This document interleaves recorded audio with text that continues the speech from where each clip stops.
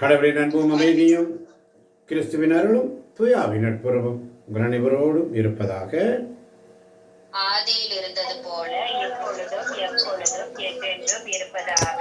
ஆமென். இயேசுவே உமக்கு நன்றி. இயேசுவே உமக்கு புகழ்.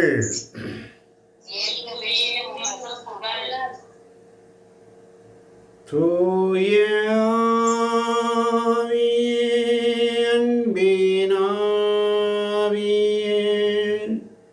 துணையாளரே தேற்றும் தெய்வமே, ஊற்று தண்ணீரே உள்ளம் ஏங்குதையா, வர வேண்டும் அல்லவரே நல்லவரே, தூய ஆவியே அன்பினாவியே, துணையாளரே தேற்றும் தெய்வமே, ஊற்று தண்ணீரே உள்ளம் ஏங்குதையா, வர வேண்டும் வல்லவரே நல்லவரே. அப்பா, குயவன் வீட்டில் எரேமியா தீர்க்கதரிசி புஸ்தகம் 18ஆம் அதிகாரத்திலே நீர் எங்களுக்கு இந்த நாளிலே உணர்த்தப் போவதற்காய் உம்முடைய செய்தியின் வழியாக, உம்முடைய வார்த்தையின் வழியாக நீர் எங்களுக்கு உணர்த்தப் போவதற்காய் நன்றி ஆண்டவரே. நீர் எங்களோடு பேசுவீராக, நீர் எங்கள் நாவில் இருந்து இடைபடுவீராக. நீர் எங்களோடு பேசும் ஆண்டவரே. நான் வெறுமையான பாத்திரம், என்னை வெறுத்து தள்ளாமல். வெறுமையான பாத்திரம் நான், வெறுத்து தள்ளாமலே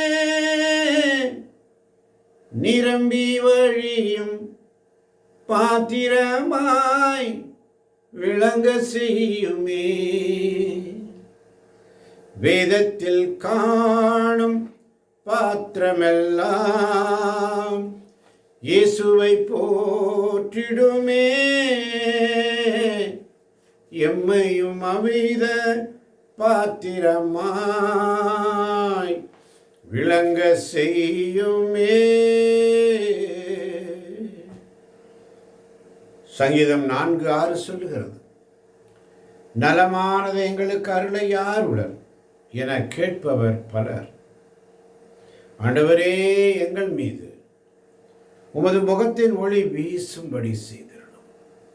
உடைய முகத்தின் ஒளி எங்கள் மீது வீசுவது, உடைய வார்த்தையின் வழியாக நாங்கள் பிரகாசம் உள்ளவர்களாக இருக்க. கொலோசியர் 3:12 வாசிக்கிறோம், கடவுளால் தேர்ந்தெடுக்கப்பட்ட மக்கள், கடவுளால் தெரிந்தெடுக்கப்பட்ட மக்கள், இறை மக்கள், கிறிஸ்துவால் அழைக்கப்பட்ட மக்கள். இன்று நம்முடைய ஒவ்வொரு நாள் சிந்தனைக்கு ஆவியானவர் நமக்கு தருவது, இன்றும் நாம் ஆண்ட சமத்தில் இப்படித்தான் கேட்டுட்டு இருக்கோம், நலமானது எங்களுக்கு அருள யார் உளர் என கேட்பவர் பலர். ஆண்டவரே, எங்கள் மீது உமது முகத்தின் ஒளி வீசும்படி செய்தரும்.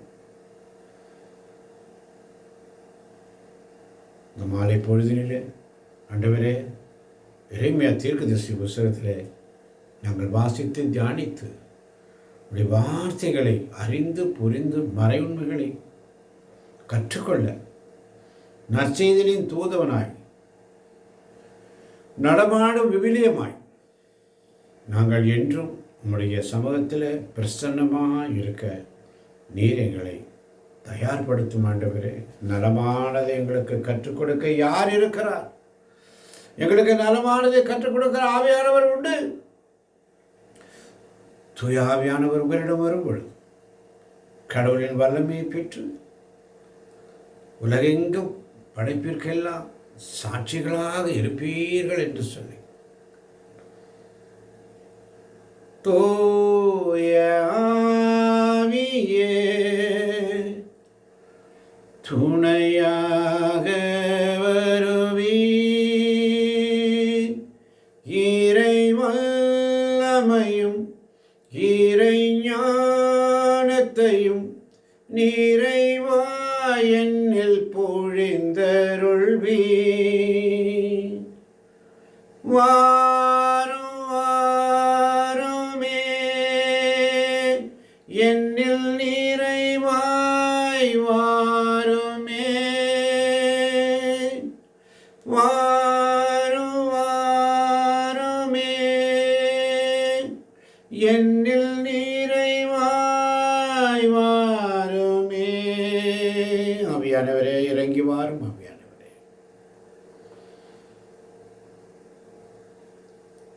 எரேமியா 18ஆம் அதிகாரம் 4ஆம் வசனம் சொல்லுகிறது, குயவன் குயவர் தம் கையால் செய்த மண்கலம் சரியாக அமையாத போதெல்லாம் அவர் அதை தம் விருப்பப்படி வேறொரு களமாக வடித்துக் கொண்டிருந்தார். குயவர் தம் கையால் செய்த மண்கலம் சரியாக அமையாத போதெல்லாம் அவர் அதை தம் விருப்பப்படி வேறொரு களமாக வடித்துக் கொண்டிருந்தார். ஆமென். ஆண்டவரே, நான் உடைந்த பாத்திரமாக இருக்கிறேன், எதற்கும் உதவாத பாத்திரமாக இருக்கிறேன்.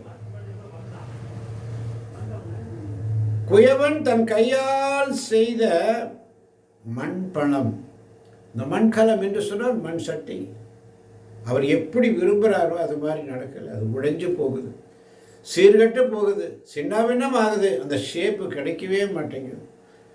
உடைந்த பாத்திரமாக இருக்கிறேன் ஆண்டவரே, எதற்கும் உதவாத பாத்திரமாக இருக்கிறேன் அப்பா, உருகுலைந்த பாத்திரமாக இருக்கிறேன். நீர் என்னை வணையும் பொழுது உமக்கு உகந்த பாத்திரமாக நான் மாறாத இருக்கிறேன் ஆண்டவரே. யாரும் விரும்பாத பாத்திரமாக இருக்கிறேன் ஆண்டவரே. உடைந்த பாத்திரம் நான், எதற்கும் உதவாதவன்.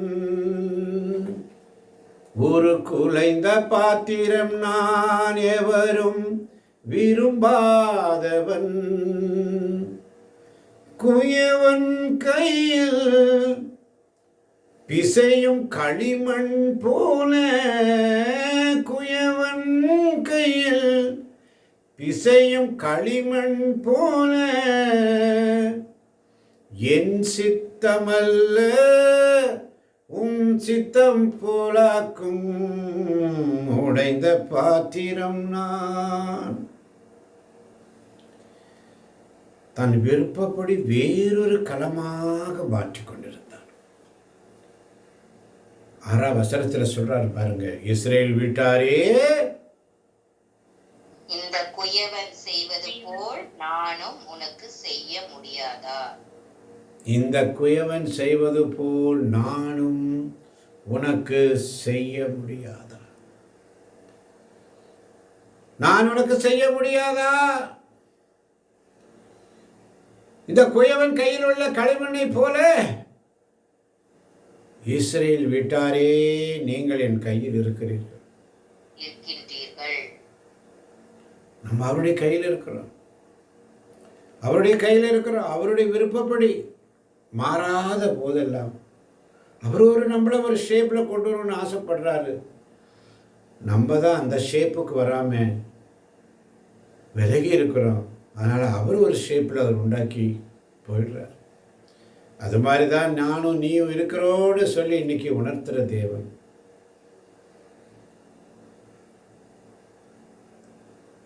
இந்த குயவன் கையில் உள்ள களிமணை போல நீங்கள் என் கையில் இருக்கிறீர்கள். என்ன அழகா சொல்லப்பட்டிருக்கிறது அன்பார்ந்த 12ஆம் வசனத்தில் சொல்லப்பட்டிருக்கிறது, அவர்களோ இதெல்லாம் சொல்லி பயனில்லை. அவர்களோ இதெல்லாம் சொல்லி பயனில்லை. பயனில்லை. எங்கள் திட்டப்படியே நாங்கள் நடப்போம். நடப்போம். நாங்கள் ஒவ்வொருவரும் எங்கள் தீய இதயத்தின் பிடிவாதபடியே செயல்படுவோம் என்பார்கள். இன்னைக்கு அதுதான் நடக்குது. ஆனா இன்னைக்கு ஆண்டவர் நம்மகிட்ட சொல்றது என்ன?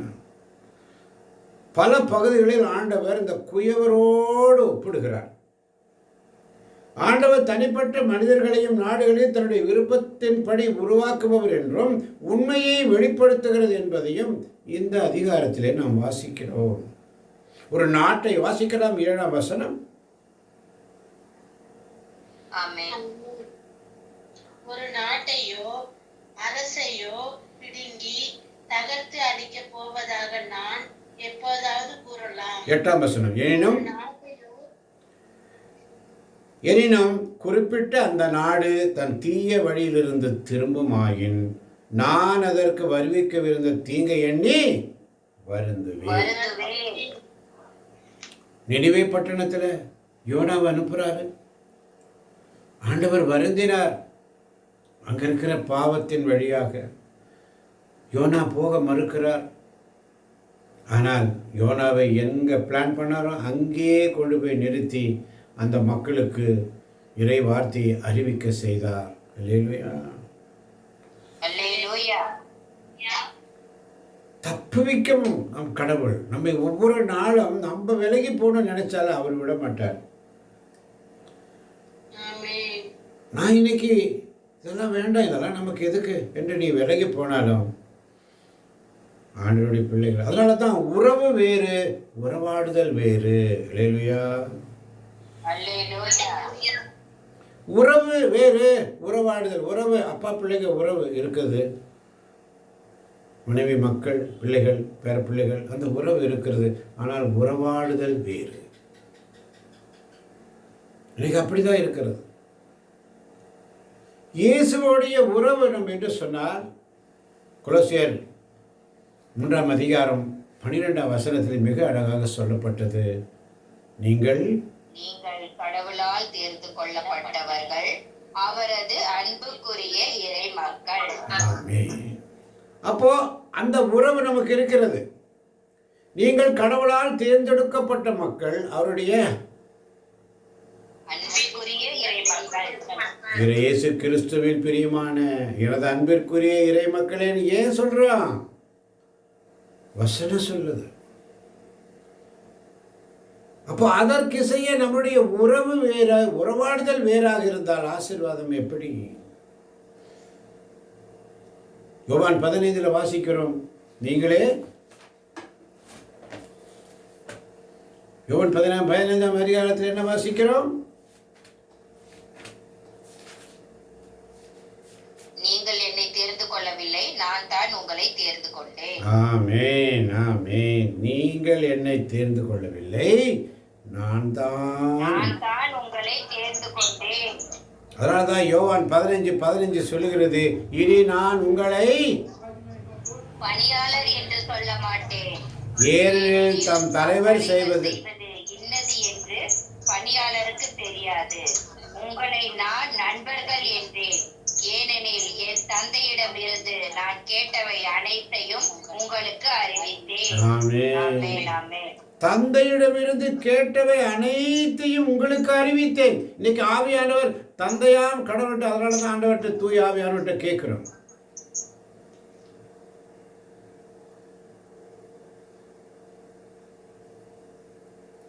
தூய் ஆவியானவர்கிட்ட கேட்கிறோம். ஆண்டவரே, எனக்கு என்ன சொல்றது, இன்னும் எனக்கு அந்த வெளிப்பாடு கொடுக்க மாட்டேங்கிறீங்களே. சில நேரத்திலலாம் இங்கே வந்து உட்கார்ந்த பிற்பாடு பல பிரச்சனைகளை உண்டாக்குவான் சாத்தான். மனைவி வழியாக, பிள்ளைகள் வழியாக, மகன் வழியாக, பேர பிள்ளைகள் வழியாக பல பிரச்சனைகளை உண்டாக்கிட்டு போயிடுவான். பாட்டுக்கு எல்லாம் போயிடுவாங்க. நான் இங்கே அமைதியாக உட்காந்துட்டு ஜெபம் செய்யலான்னு தொடங்கும்போது அங்கே சிந்தனைகள் உடைக்கப்படும். அவங்க சொன்னது, இவங்க சொன்னது, அவங்க சொன்னது, இவங்க பேசுறது, அவங்க பேசுறது, இவங்க பேசுறது, ஒவ்வொருத்தரும் அந்த பேச்சுகள் நம்ம உள்ளத்தில் ஓடிட்டே இருக்கும் பொழுது இந்த ஜெபத்தின் வல்லமை இழந்து விடுகிறோம். அல்லேலூயா. அல்லேலூயா. அதனாலதான் அந்த ஜெபத்தின் வல்லமை ஆசீர்வாதங்களை பெறுவதற்காக ஆண்டவரிடத்திலே தூய ஆவியானவற்றை அழுது மன்றாடி ஜெபிக்க, ஆண்டவரே வல்லமையை தாங்கன்னு கேட்குறோம். அதுக்கப்புறம் தான் ஆண்டவர் வார்த்தைகள் அப்படியே மெதுவா அனுப்புவார். ஆமென். அல்லேலூயா. உறவு இருக்கிறது, ஆனால் அந்த உறவாடுதல் இல்லை. இன்னைக்கு அப்படிதான் இருக்கிறது குடும்பங்களிலே. உறவு இருக்கிறது, அந்த உறவாடுதல் எந்த நிலையில் இருக்கிறது? மாற்றத்தை ஆண்டவர் விரும்புகிறார். மன்னியுங்கள். ஆமென். ஆமென். மாற்றத்தை ஆண்டவர் எதிர்பார்க்கிறார். அதனால தான் திருப்பாடல் 4 வாசித்தோம். நலமானது எங்களுக்கு அருள யார் உளர் என்று சொல்பவர் பலர். கேட்பவர் பலர். இப்படித்தானே சொல்லிட்டு இருக்கிறோம். எங்களுக்கு உறவு இருக்குது, உறவாடுதல் இல்லையே. இந்த உறவாடுதல் எப்படி? நம்முடைய வேதனை எரேமியா 18ஆம் அதிகாரத்தில் பார்க்கிறோம். 19ஆம் வசனத்தில், ஆண்டவரே என்னை கவனியும், என் எதிரிகள் சொல்வதை கேளும். 20ஆம் வசனத்தில் சொல்றார் பாருங்க, நன்மைக்கு கைமாறு தீமையா என் உயிரை போக்க குடிபறித்திருக்கின்றார்கள். என் உயிரை போக்குவதற்கு, ஊழியத்தை தடை செய்வதற்கு அநேக பசாசுடைய வேலைகள். ஆமன் பாதர்களே, குயவன் கையில் இருக்கின்ற கனிமலை போல நம்ம இருக்கிறோம். அவர் எப்படி விரும்புகிறாரோ அப்படி நீர் என்னை வணையும் ஆண்டவரே, நீர் என்னை வணையும் ஆண்டவரே, நீர் என்னை வணைந்து கொள்ளும் அப்பான்னு சொல்லி கேட்கணும். நீர் என்னை வணையும் ஆண்டவரே, நான் ஒன்றுக்கும் உதவாத பாத்திரமாக இருக்கிறேன். இன்னும் உடைகிறேன், நான் இன்னும் உடைகிறேன், உங்க கரத்தில் இருக்கவே ஆசைப்படுகிறேன். அவருடைய கையில் இருக்கும்போது களிமண்ணா இருக்கிறோம். அவர் விரும்புகிற மாதிரி அமையாத போயிட்டேனே. அவர் என்ன ஒரு நல்ல பாத்திரமாக மாற்ற ஆசைப்பட்டாரே, நான் அதை இழந்து தவிக்கிறேனே, உடைந்து போகிறேன் ஆண்டவரே. மண்கலம் சரியாக அமையாத போதெல்லாம் நான் உடைந்து போகிறேன். உடைந்த பாத்திரம் நான், எவரும் விரும்பாதவன். குலைந்த பாத்திரம் நான். உடைந்த பாத்திரம், குலைந்த பாத்திரம், யாருக்கும் உதவாத பாத்திரமா இருக்கிறேன். அப்ப ஆண்டவர்கிட்ட கேட்கணும், குயவனாகிய ஆண்டவரே, நீர் என்னை தொடணுமே. சொல்லுங்க, அப்பா நீர் என்னை தொடணுமே. உம்முடைய கரம் தினம் என் மேல் படணுமே.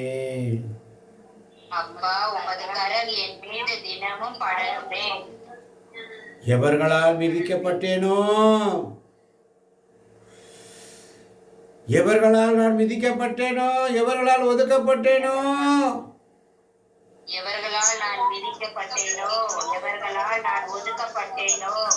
அவர்களால் நான் மதிக்கப்பட வேண்டும். ஆமென். இன்னும் உடைகிறேன், நான் இன்னும் உடைகிறேன், உங்க கரத்தில் இருக்கவே நான் ஆசைப்படுகிறேன். குயவனே, நீர் என்னை தொடணுமே, உம் கரம் தினமின் மேல் படனுமே. எவர்களால் மிதிக்கப்பட்டேனோ எவர்களால் மதிக்கப்பட்டேனே. எவர்களால் மிதிக்கப்பட்டேனோ அவர்களால் மதிக்கப்பட்டேனே. இன்னும் நீர் என்னை வணையும் போது பலமுறை கெட்டுப் போனேன். உம் கரம் பிடித்த பின்பும் வெகு தூரம் விட்டு போனேன். நீர் என்னை வணையும் போது. குயவன் தன் கையால் செய்த மண்கலம் சரியாக அமையாத போதெல்லாம் அவர் அதை தம் விருப்பப்படி வேறொரு களமாக வடித்துக் கொண்டிருந்தார். ஆமென். நீர் என்னை வணையும் போது பலமுறை கெட்டு போனேன். உம் கரம் பிடித்த பின்பும் வெகு தூரம் விட்டு போனேன். மண்ணென்று தூக்கி எறியாமல் பொன்னென்று கரத்தில் வைத்தீரே. மண்ணென்று தூக்கி வைக்காமல் பொன்னென்று கரத்தில் வைத்தீரே. குயவனே நீர் என்னை தொடனுமே. உம் கரம் என் மேல் படனுமே. உறவு வேறுங்க, உறவாடுதல் வேறுங்க. அல்லேலூயா. அல்லேலூயா. இப்ப இயேசுவுடைய உறவு என்ன? யோவான் 15:15 சொல்றாரு ஆண்டவர், இனி நான் உங்களை பணியாளர் என்று சொல்ல மாட்டேன். இனி நான் உங்களை பணியாளர் என்று சொல்ல மாட்டேன். உங்களை நான் நண்பர்கள் என்றேன். உங்களை நான் நண்பர்கள் என்றேன். செய்வது இன்னது என்று பணியாளருக்கு தெரியாது. உங்களை நான் நண்பர்கள் என்றேன். ஆமென். அதனாலதான் ஆவியாருடைய வார்த்தை என்ன சொல்ற பாருங்க, இனி நான் உங்களை பணியாளர் என்று சொல்ல மாட்டேன், உங்களை நான் நண்பர்கள் என்றேன். ஆமன் பார்த்தவர்களே. அதனால சொல்றாரு, நீங்கள் என்னை தேர்ந்து கொள்ளவில்லை, நான் தான் உங்களை தேர்ந்து கொண்டேன். அப்ப தேர்ந்து கொள்ளப்பட்ட மக்களிடத்திலிருந்து ஆண்டவர் எதை விரும்புகிறார்? நீங்கள் கனி தரவும். நீங்கள் தரும் கனி உங்களை ஏற்படுத்தினேன். கனி தரணும், கனி கொடுக்கிற பிள்ளையா இருக்கணும். சும்மா சும்மா இருக்கலாமா? கனி தருகிற பிள்ளைகளாக ஆண்டவர் விரும்புகிறார்.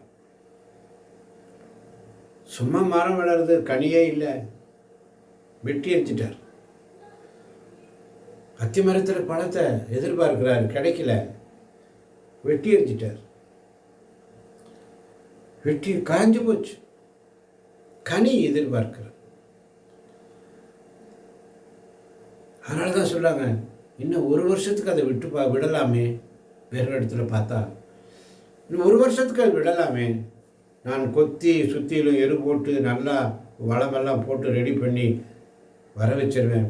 அடுத்த வருஷம் கனி கொடுத்துக்கட்டும், கனி கொடுக்கலன்னா வெட்டிடலாம். அல்லேலூயா. கனி கொடுக்கிற பிள்ளைகளாக ஆண்டு. அப்போ இந்த உறவு வேறு, உறவாடுதல் வேறு. இப்போ இயேசு திராட்சை செடி என்று சொன்னால் நம்மள அதனுடைய கொடிகள் ஒட்டிக்கணும். கொடி ஒட்டி இருந்தால் தான் கனி கொடுக்க முடியும். அல்லேலூயா. அப்ப கனி கொடாத கொடிகள் எல்லாம் அவர் என்ன செய்வார்? தரித்து விடுவார். கனி தரும் அனைத்து கிளைகளையும் மிகுந்த தருமாறு கழித்து விடுவார். இப்போ கனி தரும் அனைத்தையும் அவர் தரித்து விடுவார் என்றால், கனி கொடாத கொடிகள் என்ன பண்ணுவார்னா அது வேஸ்ட், அது கட் பண்ணி தூக்கி எரிஞ்சிடுவார், நெருப்பிலிட்டு எரிக்கப்படும். ஆனால் கனி தரும் அனைத்து கிளைகளை என்ன செய்வார்? கனி தரும் மாதிரி கழித்து விடும். அப்படியே பட்டை அங்கங்கே வெட்டி விட்டா அழகாக பூ வரும். அழகாக அப்படி கொத்து கொத்தா திராட்சை வரும். அல்லேலூயா.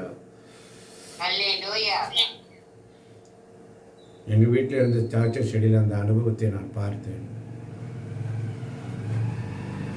ஆமன் பார்த்தவர்களே. அதனால தான் யோவான் 15:9 சொல்றாரு பாருங்க, என் தந்தை என் மீது அன்பு கொண்டுள்ளது போல நானும் உங்கள் மீது அன்பு கொண்டுள்ளேன். என் அன்பில் நிலைத்திருங்கள். அப்ப இயேசு திராட்சை செடினா நம்ம அதோடைய கொடிகள். ஒட்டிட்டோம்னா கனி தரும். ஒட்டணும். மகன், மகள், நண்பர்கள், உறவினர்கள், நற்செய்தி தம்பதியர்கள், தேர்ந்தெடுக்கப்பட்டவர்கள், இறைமக்கள் என்று பல பந்தங்களோட உரிமை பெறப்பட்டவர்கள், பங்காளிகள் என்றெல்லாம் நம்ம ஆண்டவரோடு இணைந்த நிலையில் இருக்கும் பொழுது, ஆனால் நம்மால சில நன்மைகளை அனுபவிக்க முடியவில்லை. உறவு இருக்கிறது. இந்த உறவு, அப்பா இருக்கிறாரு, பிள்ளை கேட்குறாங்க, அப்பா எனக்கு இதை வாங்கி கொடுங்க. அப்பா அதை உடனே வாங்கி கொடுத்துட்டாருன்னா நம்ம சந்தோஷப்படுறோம். அப்பா அதை வாங்கி கொடுக்கலன்னும் போது மனசுக்குள்ள வேதனை வரும். நான் கேட்டேன், எங்கள் அப்பா எனக்கு வாங்கி கொடுக்க மறுத்துட்டார். அப்போ அந்த பிள்ளை உள்ளத்தில் எவ்வளவு வேதனை இருக்கும். அந்த உறவு இருக்கிறது, அப்பா பிள்ளை என்ற உறவு இருக்கிறது. ஆனால் அந்த உறவுக்குரிய கடமைகளை செய்ய நாம் தயங்குகிறோம். எத்தனையோ காரியத்துக்கு செலவு பண்றோம், என்னென்னமோ செலவு பண்றோம், அதை செய்யறோம், இதை செய்யறோம். ஆனால் ஒரு பிள்ளை கேட்பதை நம்மால் செய்ய முடியாத போது அங்கே நம்முடைய உள்ளம் குத்தப்பட வேண்டும். அல்லேலூயா. பெற்றோர்களாகிய நாம் சிந்திக்க வேண்டும், நம்முடைய பிள்ளைகள் என்ன கேட்குறாங்க, என்ன விரும்புகிறாங்க. அதனால தான் கொலோசியரில் அழகாக சொல்லப்பட்டிருக்கிறது. 3ஆம் அதிகாரத்திலே என்ன சொல்லப்பட்டிருக்கிறது? உங்கள் பிள்ளைகளுக்கு எரிச்சல் மூட்டாதீர்கள். அப்படி செய்தால் அவர்கள் மனம் தளர்ந்து போவார்கள்.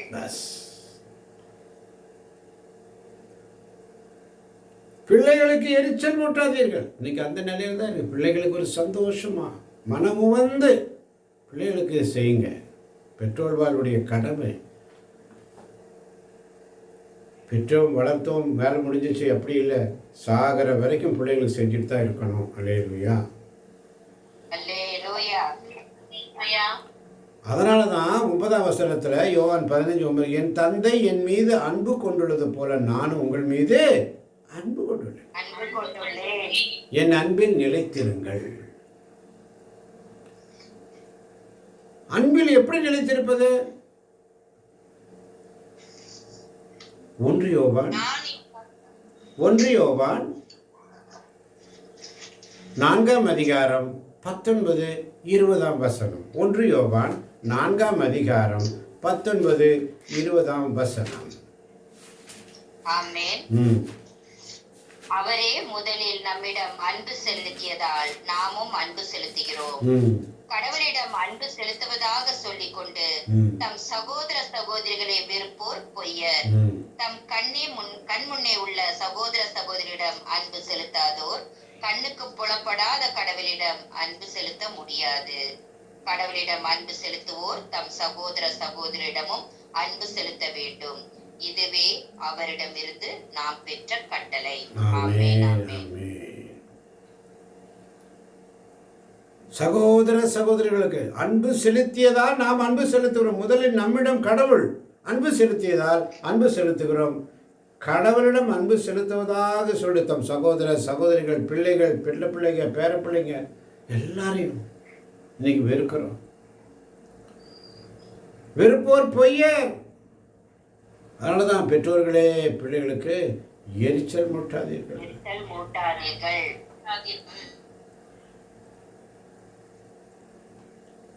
அதனால தான் 1 யோவான் 4ஆம் அதிகாரம் 4ஆம் வசனம் சொல்லுது பாருங்க, பிள்ளைகளே நீங்கள் கடவுளை சார்ந்தவர்கள். அல்லேலூயா. 6ஆம் வசனம் சொல்லுகிறது, ஆனால் நாம் கடவுளை அறிந்து கொண்டோர் கடவுளை சாராதோ நமக்கு செவி சாய்ப்பதில்லை. நமக்கு செவி சாய்ப்பதில்லை. இதிலிருந்து உண்மையான தூண்டுதல் ஏது, பொய்யான தூண்டுதல் ஏது என்பதை நாம் அறிந்து கொள்ளலாம். ஆமென். உண்மையான தூண்டுதல், உண்மையான அந்த உறவாடுதல் எங்கே? உறவு வேறு, உறவாடுதல் வேறு. ஆமென்.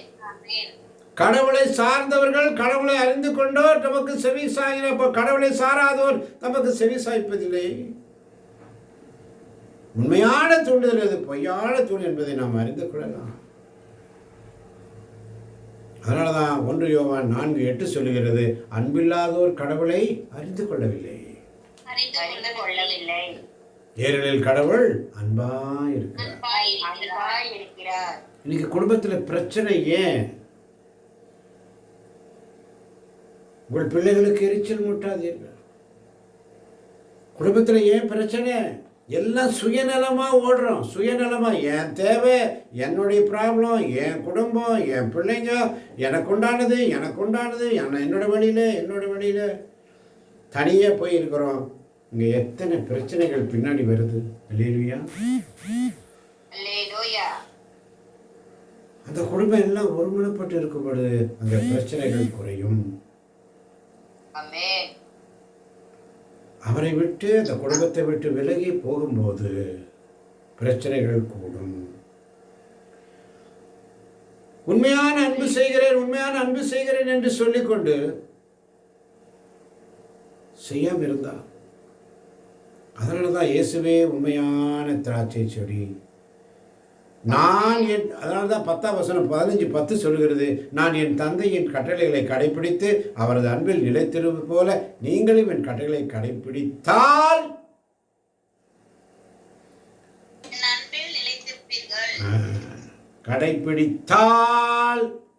என் அன்பில் நிலைத்திருப்பீர்கள். என் மகிழ்ச்சி உங்களுக்குள்ளும் உங்கள் மகிழ்ச்சி நிறைவேறுமே இவற்றை உங்களிடம் சொன்னேன். ஆமன் பார்த்தவர்களே, ஒவ்வொரு நாளும் இந்த குயவன் வீட்டில் இருக்கிற எரேமியா போய் பார்க்கிறாரு. குயவன் தன் கையால் செய்த மண்கலம் சரியாக அமையாத போதெல்லாம் அதை தன் விருப்பப்படி வேறொரு களமாக வடித்துக் கொண்டிருந்தார். நீங்களும் அது போல இருக்கிறீர்களே. அப்போ உறவு வேறு, உறவாடுதல் வேறு. ஆமென். அந்த உறவாடுதல் ஆண்டவரோடு நமக்கு இருக்கணும். தகப்பன் பிள்ளைகளுடைய உறவு, பிள்ளைகள் பெற்றோர்கள் உறவு, குடும்பத்தில் உறவு, சகோதர சகோதரிகள் உறவு, அந்த உறவாடுதல் மோசமாகும் போது தாங்க அங்கே பிரச்சனை, அங்கே பிரகாசம் இல்லை, நன்மைகளை பெற முடியவில்லை, அனுபவிக்க முடிவதில்லை. உறவு வேறு, உறவாடுதல் வேறு. உறவு வேறு, உறவாடுதல் வேறு. இறுதி ஜெபம் மேரியம்மா. அன்பு தந்தை, இந்த அருமையான இந்த வேலைக்காக இறைவா உமக்கு நன்றி செலுத்துறோம். நாங்கள் கேட்ட அப்பா ஒவ்வொரு வார்த்தைகளுக்காகவும் உமக்கு நன்றி ஏசப்பா. நீங்க ஒவ்வொரு நாளும் எங்களுக்கு புதிய புதிய காரியங்களை எங்களுக்கு நீர் கற்றுக் கொடுக்கிற கிருபைக்காக உமக்கு கோடான கொடி நன்றி சுவாமி. ஆண்டவரே, நீர் எங்கள் தந்தை, நாங்கள் களிமண். நீர் எங்கள் குயவன், நாங்கள் அனைவரும் உம் கை வேலைப்பாடுகளே. ஆம் தகப்பனே, உங்கள் முகத்தின் ஒளி எங்கள் மீது வீச செய்தர்களும் நாங்கள் உடைந்து போன பாத்திரமாக இருக்கிறோம் தகப்பனே. நாங்கள் களிமண்ணாய் இருக்கிறபடினால் ஆண்டவரே, நீர் எங்கள் உருவாக்குகிற தேவனாய் இருக்கிறீர். உம்முடைய சித்தம் போல எங்களை உருவாக்கும் தகப்பனே. நாங்கள் இதோ உம்மையில் நாங்கள் நிலைத்திருக்கவும், நாங்கள் கனி கொடுப்பவர்களாக இருக்கவும் கர்த்தாவே, நீர் எங்களை சுத்தம் செய்வீராக. நாங்கள் கனி கொடுக்காத இருக்கிறோம். எத்தனையோ காரியங்கள் அப்பா, உமக்கு கனி கொடுக்காதவர்களாக இருந்து தகப்பனே, நீர் எங்களை இதோ நீர் நேசிக்கிற தேவனாய் நீர் இருக்கிறபடினால் நீர் ஒரு பொழுதும் எங்களை விட்டு விலகுவதில் எங்களுக்காக நீர் பிதாவினிடத்தில் பரிந்து பேசிக்கொண்டே இருக்கிறீர். இந்த வருடமும் இந்த மரம் இருக்கட்டும், இதை கொத்தி நாம் போடுவோம், அதன் பிறகு அது கனி கொடுக்கலன்னா நம்ம வெட்டி விடுவோம். நீர் எங்களுக்காக நீர் பரிந்து பேசுகிற தேவனாய் இருக்கிறீர் சுவாமி. ஆம் தகப்பனே, நாங்கள் படித்த இந்த ஒவ்வொரு வார்த்தைகளிலும் சுவாமி நாங்கள் நிலைத்திருக்கும் உம்முடைய கட்டளைகளை கடைபிடித்து நாங்கள் அதன்படி செய்தால் நாம் உம்முடைய பிள்ளைகளாயிருப்போம், உமக்கு அன்பு செய்கிறவர்களாய் இருக்கிறோம் தகப்பனே.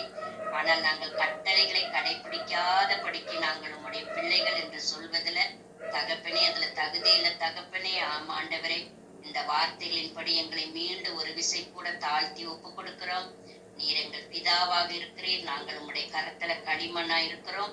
ஒவ்வொரு நாளும் நீர் எங்களை உம்முடைய சித்தம்படி எங்களை வணைந்து உமக்கு ஏற்ற பிள்ளைகளாய் எங்களை மாற்ற வேண்டுமாய் இந்த நேரத்தில் இந்த சிறு ஜபத்தை எங்கள் ஆண்டவராகிய இயேசு கிறிஸ்துவின் இனிய நாமத்தில் தாழ்மையோடு ஏறெடுக்கிற நீங்கள் நல்ல பிதாவே. ஆமென் ஆமென் ஆமென் ஆமென் ஆமென் ஆமென். குயவனே உம் கையில் களிமண்ணான் உடைத்து உருவாக்குமே, என் சித்தமல்ல உம் சித்தம் நாதா உடைத்து உருவாக்குமே. என்னை படைக்கிறேன் படைக்கிறேன் உம் கரத்தில், என்னை தருகிறேன் தருகிறேன் உம் பாதத்தில். குயவனே உம் கையில் களிமண்ணான் உடைத்து உருவாக்குமே சொல்லி இயேசுவே